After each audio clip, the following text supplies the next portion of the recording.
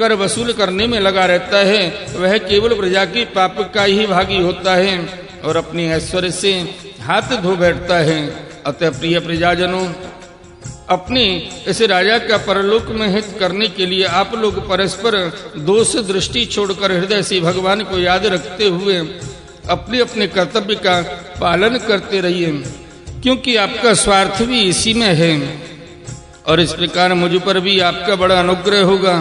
विशुद्ध चित्त देवता पितर और महर्षि गण, आप भी मेरी इस प्रार्थना का अनुमोदन कीजिए, क्योंकि कोई भी कर्म हो मरने के अनंतर उसकी कर्ता, उपदेष्टा और समर्थक को उसका समान फल मिलता है।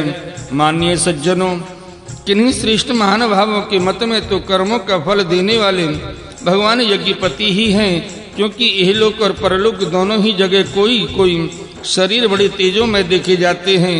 मनु उत्तानपाद महीपति ध्रुव, राजर्षि प्रियव्रत हमारे दादा अंग तथा ब्रह्माश प्रहलाद वली और इसी कोटि के अन्यान्य महान भावों के मत में तो धर्म अर्थ काम मोक्ष रूप चतुर्वर्ग तथा स्वर्ग और अपवर्ग की स्वाधीन नियामक कर्म फलदाता रूप से भगवान गदाधर की आवश्यकता है ही। इस विषय में तो केवल मृत्यु के दोहित्र बहन आदि कुछ सोचनीय और धर्म विमूढ़ लोगों का ही मतभेद है, अतः उसका कोई विशेष महत्व नहीं हो सकता। जिनके चरण कमलों की सेवा के लिए निरंतर बढ़ने वाली अभिलाषा उन्हीं के चरण नख से निकली हुई गंगा जी के समान संसार ताप से संतप्त जीवों के समस्त जन्मों के संचित मनोबल को तत्काल नष्ट कर देती है। जिनके चरण तल का आश्रय लेने वाला पुरुष सब प्रकार के मानसिक दोषों को धो डालता तथा वैराग्य और तत्व साक्षात्कार रूप बल पाकर फिर इस दुखमय संसार चक्र में नहीं पड़ता, और जिनके चरण कमल सब प्रकार की कामनाओं को पूर्ण करने वाले हैं, उन प्रभु को आप लोग अपनी अपनी आजीविका की उपयोगी वर्णाश्रमोचित अध्यापनादि कर्मों तथा ध्यान स्तुति पूजादि मानसिक वाचिक एवं शारीरिक क्रियाओं के द्वारा भजें। हृदय में किसी प्रकार का कपट ना रखें तथा यह निश्चय रखें कि हमें अपने अपने अधिकारानुसार इसका फल अवश्य प्राप्त होगा। भगवान स्वरूपतः विशुद्ध विज्ञान घन और समस्त विशेषणों से रहित हैं, किंतु इस कर्म मार्ग में जौ चावल आदि विविध द्रव्य शुक्लादि गुण अवघात कूटना आदि क्रिया एवं मंत्रों के द्वारा और अर्थ आशय संकल्प लिंग पदार्थ शक्ति तथा ज्योतिषोम आदि नामों से संपन्न होने वाले अनेक विशेष गुण युक्त यज्ञ के रूप में प्रकाशित होते हैं। जिस प्रकार एक ही अग्नि भिन्न भिन्न काष्ठों में उन्हीं के आकार आदि के अनुरूप भासती है, उसी प्रकार वे सर्वव्यापक प्रभु परमानंद स्वरूप होते हुए भी प्रकृति काल वासना और अदृष्ट से उत्पन्न हुए शरीर में विषयाकार बनी हुई बुद्धि में स्थित होकर उन यज्ञ यज्ञादि क्रियाओं के फल स्वरूप से अनेक प्रकार के जान पड़ते हैं। अहो, इस पृथ्वी तल पर मेरी जो प्रजाजन यज्ञ भुक्ताओं के अधीश्वर सर्वगुरु श्री हरि का एक निष्ठ भाव से अपने अपने धर्मों के द्वारा निरंतर पूजन करते हैं, वे मुझ पर बड़ी कृपा करते हैं। सहनशीलता, तपस्या और ज्ञान इन विशिष्ट विभूतियों के कारण वैष्णव और ब्राह्मणों के वंश स्वभावतः ही उज्जवल होते हैं। उन पर राजकुल का तेज, धन, ऐश्वर्य आदि समृद्धियों के कारण अपना प्रभाव न डालें।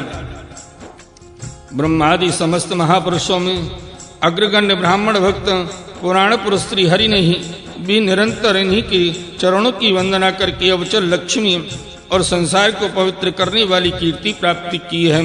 आप लोग भगवान के लोक संग्रह रूप धर्म का पालन करने वाले हैं तथा सर्वांतर्यामी स्वयं प्रकाश ब्राह्मण प्रिय श्री हरि विप्रवंश की सेवा करने से ही परम संतुष्ट होते हैं। अतः आप सभी को सब प्रकार से विनय पूर्वक ब्राह्मण कुल की सेवा करनी चाहिए। इनकी नित्य सेवा करने से शीघ्र ही चित्त शुद्ध हो जाने के कारण मनुष्य स्वयं ही ज्ञान और अभ्यास आदि के बिना ही परम शांति रूप मोक्ष प्राप्त कर लेता है। अतः लोक में इन ब्राह्मणों से बढ़कर दूसरा कौन है जो भविष्य भोजी देवताओं का मुख हो सके। उपनिषदों के ज्ञान परक वचन एकमात्र जिनमें ही गतार्थ होते हैं वे भगवान अनंत इंद्रादि यज्ञ देवताओं के नाम से तत्व ज्ञानियों द्वारा ब्राह्मणों के मुख में श्रद्धा पूर्वक हवन किए हुए पदार्थों को जैसी चाव से ग्रहण करते हैं वैसी चेतना शून्य अग्नि में होमे हुए द्रव्य को नहीं ग्रहण करते। सभ्यगण जिस प्रकार स्वच्छ दर्पण में प्रतिबिंब का भान होता है उसी प्रकार जिससे इस संपूर्ण प्रपंच का ठीक ठीक ज्ञान होता है उसे नित्य शुद्ध और सनातन ब्रह्म वेद और जो परमार्थ तत्व की उपलब्धि के लिए श्रद्धा तप मंगल में आचरण स्वाध्याय विरोधी वार्तालाप के त्याग तथा संयम और समाधि के अभ्यास द्वारा धारण करते हैं उन ब्राह्मणों के चरण कमलों की धूल को मैं आयु पर्यंत अपने मुकुट पर धारण करूं, क्योंकि उसे सर्वदा सिर पर चढ़ाते रहने से मनुष्य के सारे पाप तत्काल नष्ट हो जाते हैं और संपूर्ण गुण उसकी सेवा करने लगते हैं। उस गुणवान शील संपन्न कृतज्ञ और गुरुजनों की सेवा करने वाले पुरुष के पास सारी संपदाएं अपने आप आ जाती हैं। अतः मेरी तो यही अभिलाषा है कि ब्राह्मण कुल गौवंश और भक्तों के सहित श्री भगवान मुझ पर सदा प्रसन्न रहें। श्री मैत्रेय जी कहते हैं, महाराज पृथु का यह भाषण सुनकर देवता पितर और ब्राह्मण आदि सभी साधु जन बड़े प्रसन्न हुए और साधु साधु यों कहकर उनकी प्रशंसा करने लगे। उन्होंने कहा, पुत्र के द्वारा पिता पुण्य लोकों को प्राप्त कर लेता है, यह श्रुति यथार्थ है। पापी बेन ब्राह्मणों के शाप से मारा गया था, फिर भी इनकी पुण्य बल से उसका नरक से निस्तार हो गया।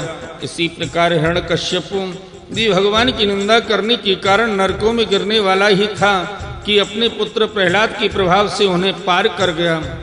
वीरवर पृथु जी, आप तो पृथ्वी के पिता ही हैं और सब लोगों के एकमात्र स्वामी श्री हरि में भी आपकी ऐसी अविचल भक्ति है, इसलिए आप अनंत वर्षों तक जीवित रहें। आपका सुयश बड़ा पवित्र है। आप उदार कीर्ति ब्रह्मण्य देव श्री हरि की कथाओं का प्रचार करते हैं। हमारा बड़ा सौभाग्य है आज आपको अपने स्वामी के रूप में पाकर हम अपने को भगवान के ही राज्य में समझते हैं। हे स्वामी ने अपने आश्रितों को इस प्रकार का श्रेष्ठ उपदेश देना आपके लिए कोई आश्चर्य की बात नहीं है, क्योंकि अपनी प्रजा के ऊपर प्रेम रखना तो करुणा में महापुरुषों का स्वभाव ही होता है। हम लोग प्रारब्धवश विवेकहीन होकर संसारण्य में भटक रहे थे, सो प्रभु आज आपने हमें इस अज्ञानंधकार के पार पहुंचा दिया। आप शुद्ध सत्व में परम पुरुष हैं, जो ब्राह्मण जाति में प्रविष्ट होकर क्षत्रियों की और क्षत्रिय जाति में प्रविष्ट होकर ब्राह्मणों की तथा दोनों जातियों में प्रतिष्ठित होकर सारे जगत की रक्षा करते हैं। हमारा आपको कोटि कोटि प्रणाम है। बोले श्रीमद्भागवत महापुराण की जय।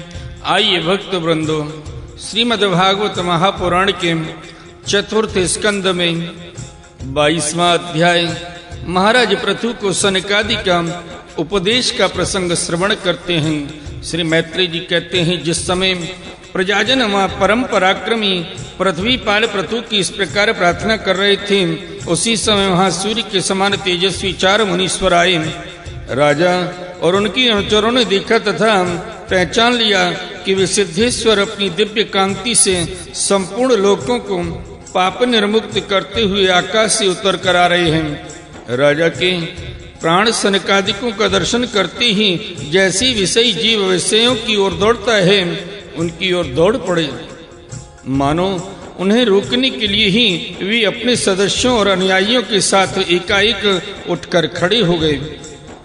जब वे मुनिगण अर्ध स्वीकार कर आसन पर विराजमान हो गए, तब शिष्टाग्रणी पृथु ने उनकी गौरव से प्रभावित हो विनयवश गर्दन झुकाई हुई उनकी विधिवत पूजा की। फिर उनके चरणों को अपने सिर के बालों पर छिड़का। इस प्रकार शिष्ट जनोचित आचार का आदर तथा पालन करके उन्होंने यही दिखाया कि सभी सत्पुरुषों को ऐसा व्यवहार करना चाहिए। सनकादि मुनीश्वर भगवान शंकर के भी अग्रज हैं। सोने के सिंहासन पर भी ऐसे सुशोभित हुए जैसे अपने अपने स्थानों पर अग्नि देवता महाराज पृथु ने बड़ी श्रद्धा और संयम के साथ प्रेम पूर्वक उनसे कहा। पृथु जी ने कहा, मंगल मूर्ति मुनीश्वरों, आपके दर्शन तो योगियों को भी दुर्लभ हैं। मुझसे ऐसा क्या पुण्य बना है जिससे स्वतः आपका दर्शन प्राप्त हुआ। जिस पर ब्राह्मण अथवा अनुचरों के सहित भगवान श्री शंकर या विष्णु भगवान प्रसन्न हो, उसके लिए यह लोक और परलोक में कौन सी वस्तु दुर्लभ है। इस दृश्य प्रपंच के कारण महत्व आदि यद्यपि सर्वगत हैं, तो भी वे सर्व साक्षी आत्मा को नहीं देख सकते। इसी प्रकार यद्यपि आप समस्त लोकों में विचरते रहते हैं, तो भी अनाधिकारी लोग आपको देख नहीं पाते। जिनके घरों में आप जैसे पूज्य पुरुष उनके जल तृण, पृथ्वी गृह स्वामी अथवा सेवक आदि किसी अन्य पदार्थ को स्वीकार कर लेते हैं, वे गृहस्थ धनहीन होने पर भी धन्य हैं। जिन घरों में कभी भगवत भक्तों की परम पवित्र चरणों के छींटे नहीं पड़े, वे सब प्रकार की रिद्धि सिद्धियों से भरे होने पर भी ऐसे वृक्षों के समान हैं कि जिन पर सांप रहते हैं। हे मुनीश्वरों, आपका स्वागत है। आप लोग तो बाल्यावस्था से ही मुमुक्षुओं की